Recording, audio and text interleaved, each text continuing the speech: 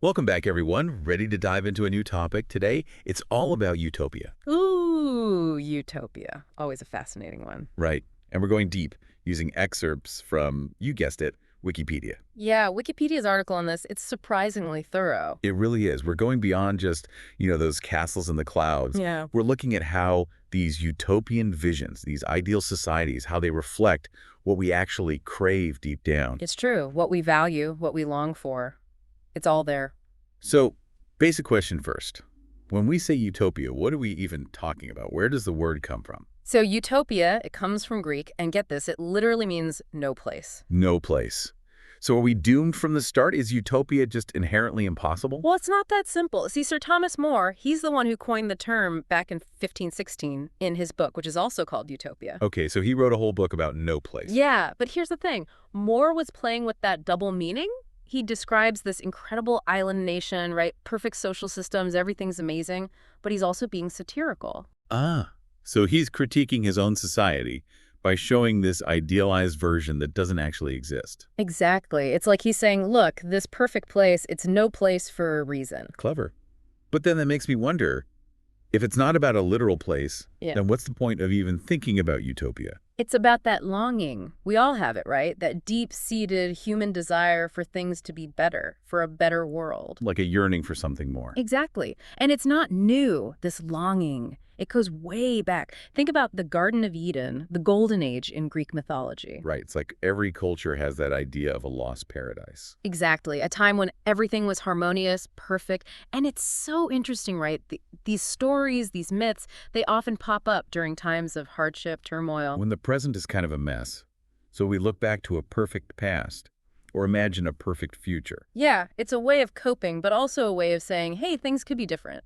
And some people, they didn't just dream about it. They actually tried to build these utopias in real life. Oh, yeah. Yeah. And we're talking a whole range of groups, surprisingly diverse. Mm. You've got your religious communities like the Shakers, the Oneida community. The Oneida community, they made silverware, right? That's the one, which, just goes to show, even in Utopia, you've still got to eat. Right. And manufacture goods. It's like idealism meets practicality. Mm. But utopian impulses, they weren't just limited to religious groups, right? Oh, definitely not. The 19th century, that's when you get the rise of utopian socialism. Okay, so less about religion, more about social structure. Exactly. Thinkers like Edward Bellamy, William Morris, they envisioned societies where everyone was equal, resources were shared, art and science were thriving. Sounds idyllic in theory, but I'm guessing those traditional gender roles, probably still pretty ingrained back then.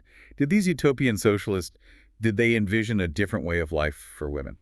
That's such a good question. It's like, how progressive can a vision really be if it doesn't address those fundamental inequalities?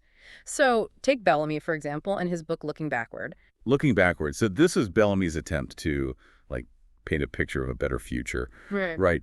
But did it actually challenge those traditional ideas about, men and women's roles in society? Well, Bellamy, he was definitely trying to be forward-thinking, especially for his time. Like, in his Utopia, men and women, they had equal potential, they both contributed to society. Even education and work opportunities, pretty much the same for both. Okay, so that sounds promising, but I'm sensing a but coming. You know it. Here's the thing. Bellamy, he still thought a woman's most important role, it was motherhood and taking care of the home. Ah, so even in Utopia, the housework magically does itself, but women are still expected to be in charge of it. Pretty much. I mean, Yeah. yeah, he had all these technological advances that were supposed to make domestic life easier, but the underlying assumption, it was still there. Like, he was trying to create a better version of what already existed instead of really, truly rethinking the whole thing. Right, right. So progress, but maybe not as radical as it could have been. It makes you wonder, what did those more radical visions look like? Because surely not everyone was content with just tweaking the existing system, right? Oh, absolutely not. Some writers went way further. Take Charlotte Perkins Gilman, for example. She wrote this book, Herland, and it was completely different. Okay, Herland, tell me more. So imagine this, an all-female society. Whoa. Okay, no men at all. How does that even work? Well, in Gilman's vision, it worked amazingly well. These women, they were completely independent, totally self-sufficient, no traditional families, no concept of ownership, even reproduction. It was different. Different how? Don't keep me in suspense. They reproduced through parthenogenesis. Mhm. Basically, women could have children without needing men at all. Wow. Now, that is a different way of looking at things. What was Gilman trying to say with all of this? What was the message behind this radical vision? Yeah. Well, Gilman, she was a huge critic of how society treated women, all the limitations that patriarchy placed on them. With Herland, she was exploring what true female empowerment could look like, cooperation instead of competition, a deep connection to nature. So it's like she created this whole other world to show what was possible if you just got rid of those traditional power structures. Exactly. It was a way to challenge the very foundation of, male-dominated society and say, hey, here's a world where women thrive on their own terms. It's amazing how these different utopian thinkers, they're all wrestling with the same questions, but their answers are so different. But let's shift gears a bit. It's not just about social structures and rules, right? Utopia, it also makes you think about the physical spaces we create, right? Oh, absolutely. Utopian thinking, it often goes beyond just the social stuff. It influences how we design cities, buildings, the whole built environment. Like trying to create a utopia in bricks and mortar. Exactly. Think about Walt Disney and his original vision for EP Co. He didn't just want to build a theme park. He wanted to create a model for a futuristic city with all the latest technology, innovative design. Didn't quite work out like that, did it? Oh. Unless you consider standing in line for overpriced churros the pinnacle of urban planning. Well, maybe not quite. But you can see that impulse, right? That desire to create spaces that aren't just functional, but also inspiring, aspirational. And Disney wasn't alone. So who else was trying to build utopia, literally? Well, you have Paolo Soleri and his Arcosanti project, this experimental city focused on environmental sustainability and community.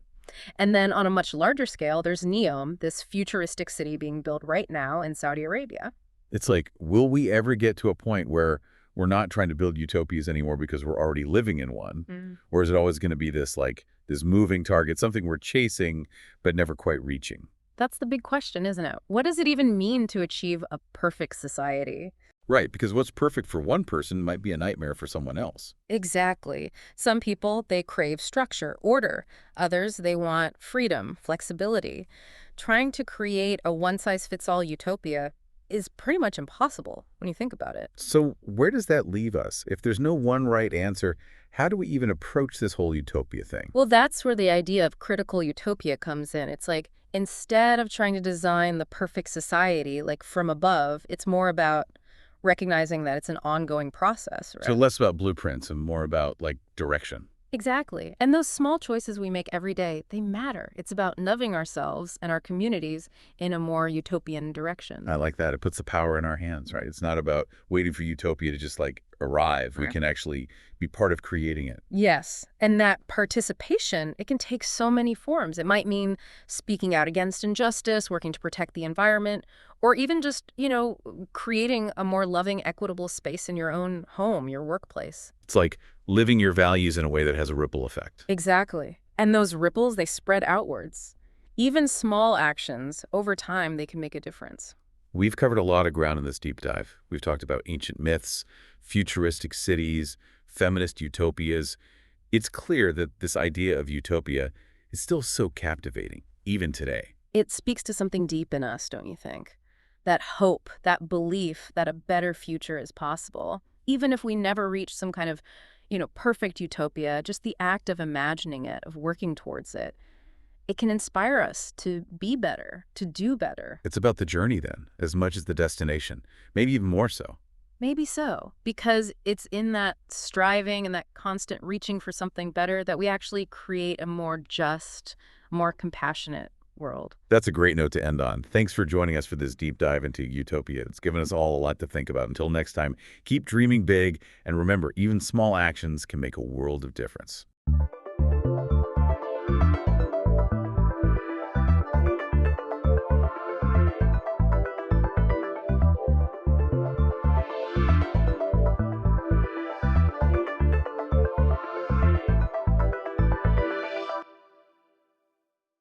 All right, so today we're diving into something that sounds like it's straight out of science fiction.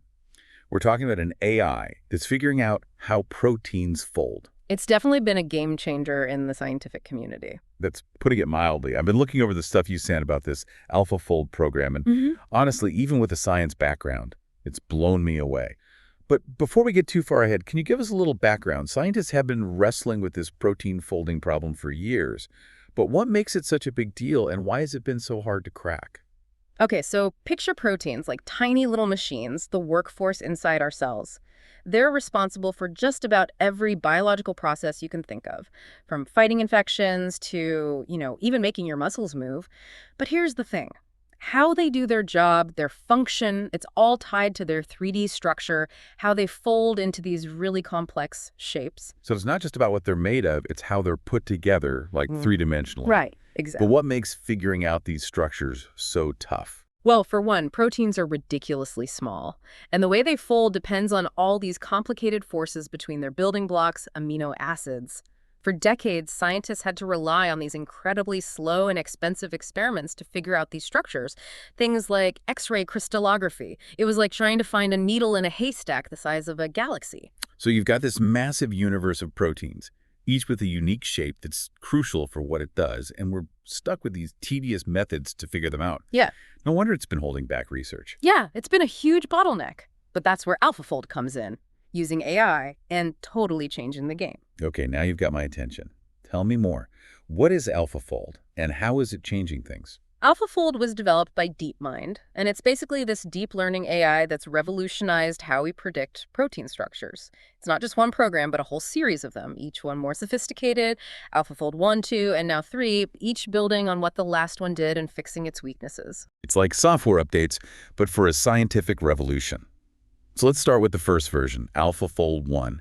What made it so groundbreaking? AlphaFold 1 was first shown off in 2018 at CASEP. It's basically the Olympics of protein folding. Teams from all over the world come to compete, each using their best tools to predict protein structures. And even in its first version, AlphaFold 1 just blew everyone away. It was particularly good at predicting the structures of really challenging proteins, exceeding everyone's expectations right out of the gate. Talk about making a grand entrance. Sounds like it really set a high bar for everyone else. But then AlphaFold 2 came along. What made the second version even better? AlphaFold 2 came out in 2020, and it basically took the scientific world by storm. It was consistently reaching accuracy levels comparable to those really labor-intensive experimental methods we talked about earlier, which no one thought a computer program could do. So not only was it way faster than the old methods, but just as accurate. That's insane. I bet that was a total game changer for research. Yeah.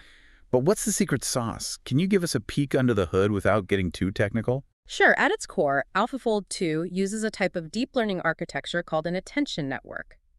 Imagine trying to understand a complicated picture. You wouldn't just look at each pixel on its own, right? You'd look at how all the objects relate to each other, the whole context. AlphaFold 2 does something similar. Instead of just looking at each amino acid by itself, it looks for patterns, relationships, and even evolutionary clues within the entire protein sequence to crack the code of how it folds. So it's almost like AlphaFold 2 is deciphering a language, but instead of words, it's looking at amino acids and their relationships over time to understand the bigger picture of a protein shape. Exactly. It's about understanding the whole evolutionary context, how proteins have folded over millions of years. And then it combines that with the laws of physics and a massive database of known protein structures to come up with these crazy accurate predictions. That's mind-blowing. And just when you think it can't get any more impressive, along comes AlphaFold 3. What's new and improved in this version? This is where things get even more interesting. Remember how we said proteins are like these tiny machines? Well, they rarely work alone. They're always interacting with other proteins, DNA, RNA, all sorts of molecules, forming these complex structures that do very specific things. Right, like a well-coordinated molecular dance. Exactly. And that's where AlphaFold 3 really shines. It can predict the structures of these biomolecular complexes.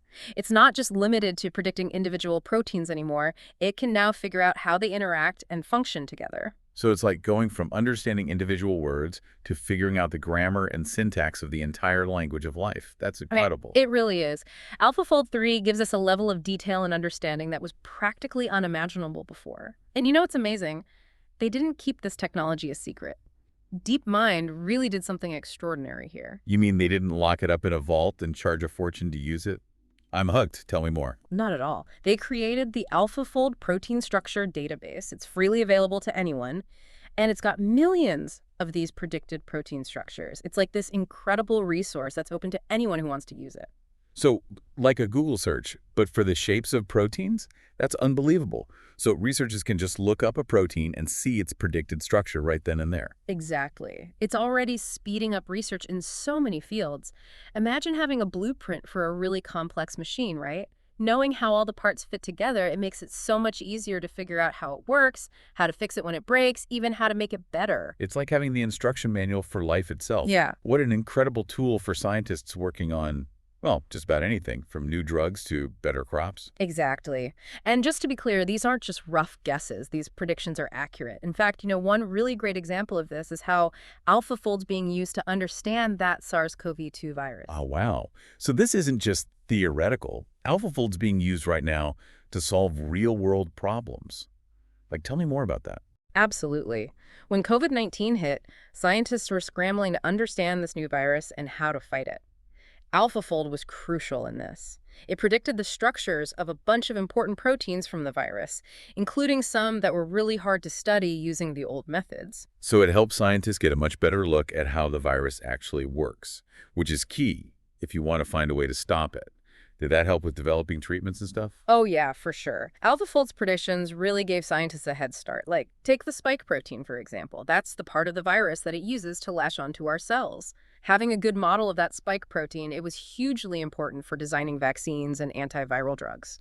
That's incredible. So AlphaFold was instrumental in helping us fight a global pandemic. Yeah. But you said earlier that AlphaFold does have some limitations. What are some of the hurdles that this technology still has to overcome? One of the big ones is that right now it's much better at predicting the structures of single protein chains. Figuring out how multiple chains interact to make those big, complex structures, that's a lot harder. So it's like the difference between understanding a single gear and figuring out how a whole watch works. Exactly. AlphaFold 3, it's made some progress with these multi-chain proteins, but there's definitely still work to be done. Another thing that trips it up a bit is predicting the structures of something called intrinsically disordered proteins. Intrinsically disordered proteins, even the name sounds complicated. What makes them so different? Well, most proteins, they have this well-defined, stable shape, right? Intrinsically disordered proteins are more like chameleons. Their shape can change depending on what's around them and what other molecules they're interacting with. Oh, wow. So it's like trying to hit a moving target. Exactly. It's tough to predict a structure when the protein itself doesn't have a fixed one. But even with these challenges, AlphaFold is a massive leap forward in protein research. It sounds like it. Speeding up research, leading to new drug discoveries, even helping fight pandemics. It's crazy to think about what we might be able to do with this technology in the future. Oh, I know, right? And speaking of the future, one really exciting possibility is using AlphaFold to actually design brand new proteins, not just predicting their structures, but creating them. Ones that can do specific things. Wait, so we could go from reading the book of life to writing our own chapters, building proteins from scratch that can do what we want. That sounds like something out of Star Trek. I know, right? Imagine designing proteins that eat plastic or capture carbon from the air or even become the building blocks for crazy new materials. The possibilities are endless. This is incredible. What a time to be alive, seeing biology and artificial intelligence come together like this. It really is like science fiction coming to life, isn't it? With AlphaFold, what seemed impossible before is suddenly within reach, and who knows what we'll be able to do in the future. This whole conversation has been mind-blowing. But, we've mostly talked about how AlphaFold works and all the amazing things it's done. But what does it all mean? What are the big implications of being able to predict protein structures so well? Ah, that's the big question, isn't it? And the implications are huge. They touch on some of the biggest challenges we face. Like, one area where AlphaFold is already making a difference is in understanding diseases. Oh, really? How so? Well, researchers are using it to study the misfolded proteins that are involved in diseases like Alzheimer's and Parkinson's. Right, I've heard about that. They're hoping to figure out exactly what goes wrong at a molecular level, and then hopefully use that knowledge to develop better treatments. So instead of just treating the symptoms, we can actually go after the root cause of the disease. That would be incredible. Exactly. And it goes beyond human health, too. Remember, AlphaFold can predict the structure of proteins from any organism, not just humans. So it's being used to develop new drugs for all sorts of diseases, even ones that have been neglected for years, like some of the tropical diseases. Wow, so it could have a real impact on global health. Definitely. And that's not all. People are also using it to engineer better crops, crops that are more resistant to pests and diseases. I can see how that would be really useful. And it's even helping us understand those really complicated biological processes that are essential for, a healthy planet. It's amazing how one tool can have such a big impact on so many different areas of science. It really shows how everything is connected. It really does.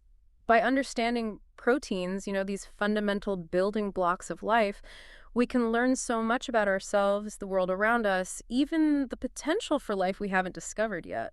It's like AlphaFold is giving us this whole new way of looking at the universe, Like Yeah.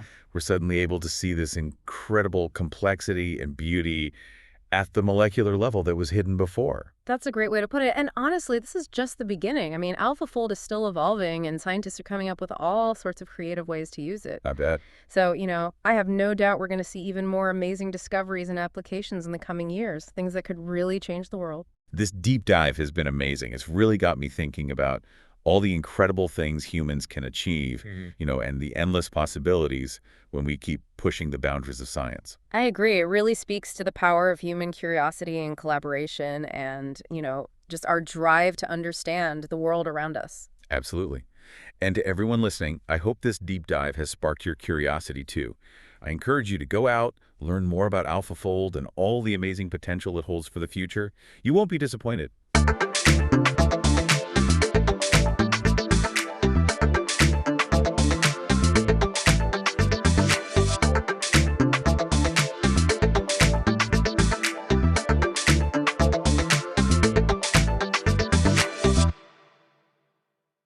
All right, so we're diving into this Wikipedia excerpt all about wildebeest.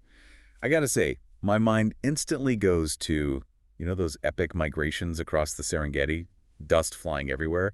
It's pretty much what you picture. Yeah, it's hard not to get stuck on that classic image. But trust me, wildebeests are full of surprises. Oh, I bet.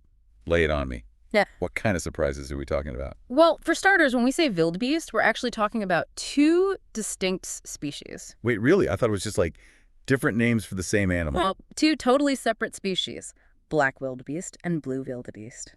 They diverged, get this, about 1 million years ago. 1 million years. Wow, that's like ancient history in evolutionary terms. So they're not just rocking slightly different wardrobes then, huh?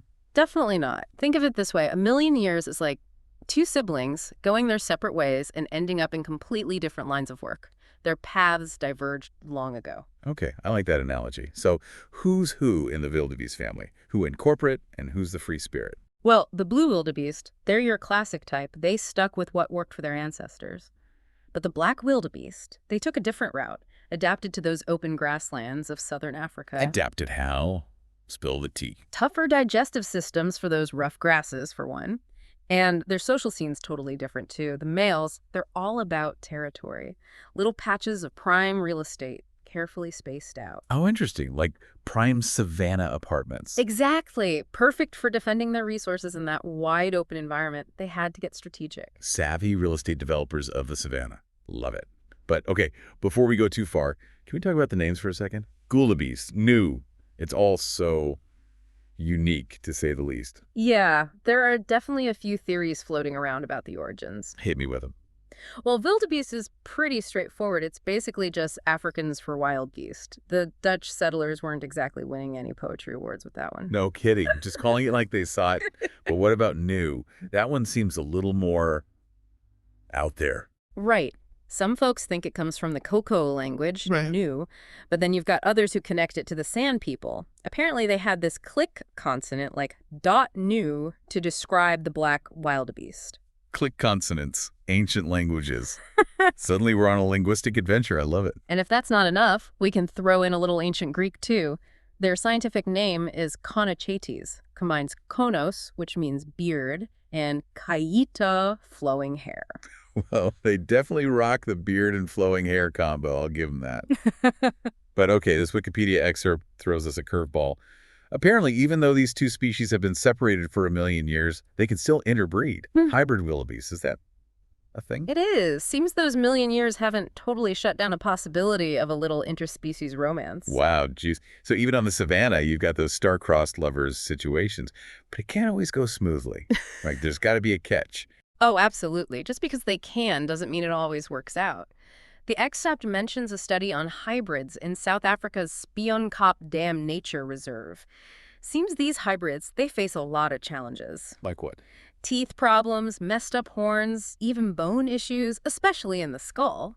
Poor guys drew the short straw, genetically speaking. Wow, so even if there are sparks, evolution's basically like, nope, not going to work. Pretty much. And it just goes to show, behind those massive migrations, there's a whole lot of individual drama playing out. Really makes you think.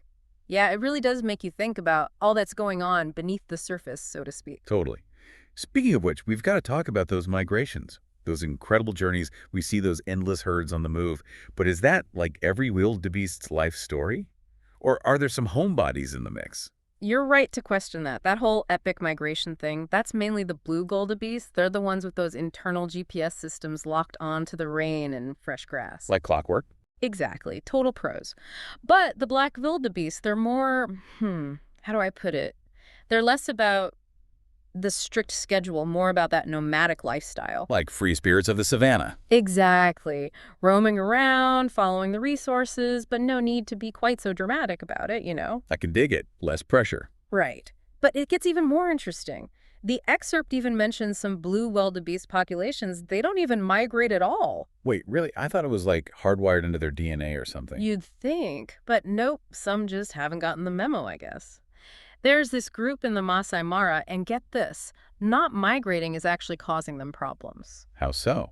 I thought sticking to one area would be easier, less running around. You'd think, but their territory is shrinking. They're stuck competing with cattle for less and less food. Oh. Actually, the excerpt had a pretty crazy stat about it. Do tell, I'm all ears. Apparently, back in 1977, there were about 119,000 of them in this one area. Fast forward to 1997, that number plummeted to just 22,000. Wow, talk about a wake-up call. It's like their migration routes, they weren't just scenic tours, they were vital. Exactly. And now, with humans squeezing in, it's like some are stuck in a shrinking island of habitat, struggling to adapt. Really highlights how crucial that balance is, you know. For sure. It's easy to forget how interconnected everything is. Totally. But speaking of interconnectedness, we can't forget about wildebeest's role in the whole ecosystem. It's pretty major. Oh, yeah. Break it down for me. Well, they're what you'd call a keystone species. Keystone species. Okay, now you got to explain that one. Sounds important. Think of it like the keystone holding up an arch. Without it, everything falls apart. They've got that kind of impact on the savanna. Okay, I'm intrigued. So what makes them so important? Everything they do has these ripple effects. Take grazing, for instance. We're talking about serious eating here, mowing down huge amounts of grass. But here's the thing. It's actually good for the soil. Hold on. I'm pretty sure my lawn wouldn't appreciate that logic. It's all about the ecosystem, right? They're grazing. It stimulates new growth, which in turn feeds all the other herbivores in the area. So it's like a chain reaction.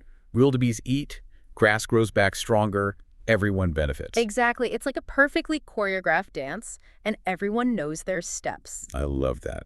And the wildebeest, they're leading the dance. Leading the dance, setting the rhythm for the whole ecosystem, even, and this is where it gets really cool, even influencing predator-prey dynamics. Wait, really? How does that work? Well, the excerpt mentioned that having a lot of wildebeest around, it actually helps protect giraffe calves from lions. Seriously, what are they like, forming little anti-lion squads? Not quite. It's more about distraction. Think about it. With a massive wildebeest buffet walking around, lions have got options, right? So they're less likely to focus on the giraffe calves. Exactly. It's like the wildebeest are accidental bodyguards just by being their usual hungry selves. That is pretty wild. It makes you realize how much we don't see all these complex relationships playing out. Absolutely. Every species has its role. But of course, that delicate balance, it's facing its share of challenges these days, right? That's the big question, isn't it? With all the pressures we put on the environment, how are the wildebeest holding up? Yeah, that's what I'm wondering.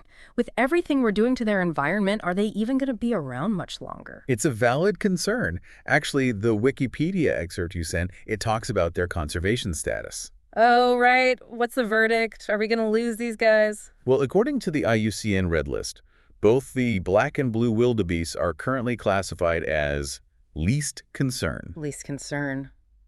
Phew, that's good news, right? It is. It means they're not in immediate danger of going extinct, which is always a good thing. Definitely. But there's a but coming, isn't there? There's always a but when it comes to conservation, unfortunately. So what's the catch?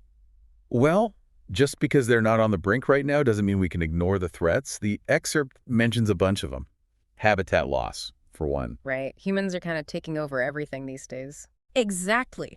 And that means less space for wildlife, including wildebeest. The excerpt, it actually gave this really crazy example. In Botswana, they put up all these fences, thousands of kilometers of them. Thousands? Seriously, what's with all the fences? Well, they were meant for livestock, but they ended up blocking the wildebeest migration routes, cutting them off from water and grazing land. Oh no. Talk about unintended consequences. Yeah, it's a prime example of how even well-intentioned actions can have these ripple effects we don't always anticipate. And then, of course, there's the hunting. Poaching and all that. Exactly. Gonna- Still a problem, even with conservation efforts. And you know those hybrid wildebeest we were talking about earlier? Yeah, the ones with all the health issues. Well, they actually pose a bit of a risk to the black wildebeest population. Really? How so? Well, black wildebeest, their numbers are already lower than blue wildebeest, so any kind of genetic mixing, it can really mess with their gene pool, make them less resilient in the long run. Ah, I see. It's like every little thing adds up, right? Exactly. It's a complex web. But hey, on a brighter note, we've been talking about all the doom and gloom. What about the cool stuff? Like what? Well, wildebeest, they're more than just animals. They're practically cultural icons. I mean, they're definitely photogenic. Those migrations make for some stunning pictures. Right. But it goes beyond that.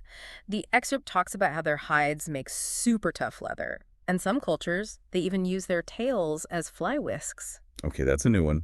A wildebeest tail fly whisk. Gotta see that. Right. And then there's the whole cultural significance. In South Africa, you see wildebeest on their coats of arms, stamps, even coins. Representing? Exactly. And remember that epic stampede scene in The Lion King? Wildebeest. Classic. They're movie stars. From the savannah to the silver screen. I love it. Well, I have to say, this Wikipedia deep dive has been enlightening. I had no idea there was so much to these creatures. Right. It's like they seem so simple, just part of these massive herds. But once you start digging deeper, there's this whole other layer of complexity, the story of resilience and adaptation and even cultural impact. Totally. It's a good reminder that there's always more than meets the eye, even with creatures we think we know. Couldn't agree more. It's all about appreciating the complexity and the wonder of the natural world. Absolutely. Well, that about wraps things up for this deep dive. But before we go, we have one final thought for you, our amazing listeners. If you could ask a wildebeest just one question, what would it be? What secrets do you think they'd reveal about life on the savannah, about those epic journeys, about their role in this intricate web we call nature? Think about it. Let that question simmer. And maybe, just maybe, it'll inspire your next deep dive into the wild world around us. Until then, happy exploring.